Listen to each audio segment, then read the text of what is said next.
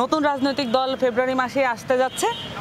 সেটার জন্য আমাদের যে প্রক্রিয়া, আমরা জনগণের মধ্যে থেকে জনগণের রাজনৈতিক দল, অভ্যুত্থানের রাজনৈতিক দলের যেই আশা আকাঙ্ক্ষা আছে সেটাকে মানুষের কাছ থেকে তুলে আনার জন্য আমরা সকলের কাছে ছড়িয়ে যাচ্ছি, বিভাগগুলোতে, জেলাগুলোতে, ওয়ার্ডগুলোতে আমরা ছড়িয়ে যাচ্ছি। আমাদের যারা প্রতিনিধিরা আছেন, আমাদের যারা সদস্যবৃন্দ আছেন, সকলে অক্লান্ত পরিশ্রম করছেন। অন্তত আমরা আমাদের গুগল ফর্ম যেটা অনলাইনে ছাড়া হয়েছিল, ওখানে প্রায় 1.5 লাখ রেসপন্স এসেছে, যেটা আমরা যেটা টার্গেট করেছিলাম সেটার চেয়ে অনেক বেশি। এখনও রেসপন্স আসছে, আশা করি সেটা আরও বেশি আসবে। জনগণের যে আগ্রহ এবং অ্যান্টিসিপেশন আছে সেটা অনুযায়ী আমরা মনে করি যে আমরা একটি নতুন সুন্দর একটি রাজনৈতিক দল নিয়ে আসতে পারবো। বাংলাদেশের মানুষের মধ্যে থেকে আমরা জানতে চাই যে নতুন দলের নাম তারা কি চাচ্ছেন, নতুন দলের মার্কা তারা কি চাচ্ছেন।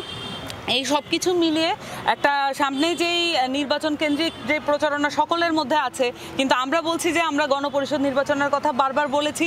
আমরা মনে করি বাংলাদেশে একটি অভ্যুত্থান পরবর্তী বাংলাদেশে একটি নতুন সংবিধান প্রয়োজন, গণমানুষের একটি সংবিধান প্রয়োজন। সেই জায়গা থেকে গণপরিষদ নির্বাচনের কথা আমরা বারবার বলেছি, এবং এই কারণে গণমানুষের মধ্যে থেকে যে নতুন রাজনৈতিক দল আসবে, সেই রাজনৈতিক দলের আশা আকাঙ্ক্ষা, মানুষের যে প্রত্যাশা, সব কিছু মিলিয়ে আমরা জানতে চাচ্ছি নতুন রাজনৈতিক দল কেমন হবে।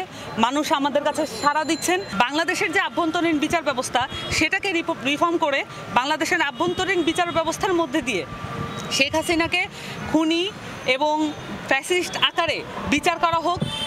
শেখ হাসিনার যে দল আওয়ামী লীগ, সেটাকেও দল হিসেবে বিচার করা হোক, এবং আওয়ামী লীগের সাথে সংশ্লিষ্ট সকল ব্যক্তিবর্গের যদি কোনো অপরাধ থেকে থাকে তারও বিচার করা হোক।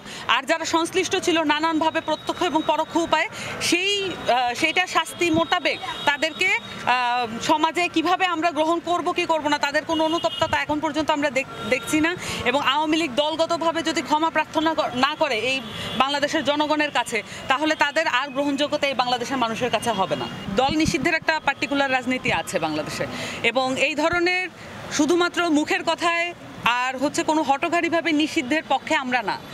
তবে আমরা মনে করি একটা মানুষের যে বাংলাদেশের মানুষের যে কনসেনসাস, কালেকটিভ কনসেনসাসে এটা অলরেডি একটা নিষিদ্ধ প্রায় সংগঠন। তবে একে বিচারিক প্রক্রিয়ার মাধ্যমে আসলে ওই প্রক্রিয়ায় আমাদের যেতে হবে।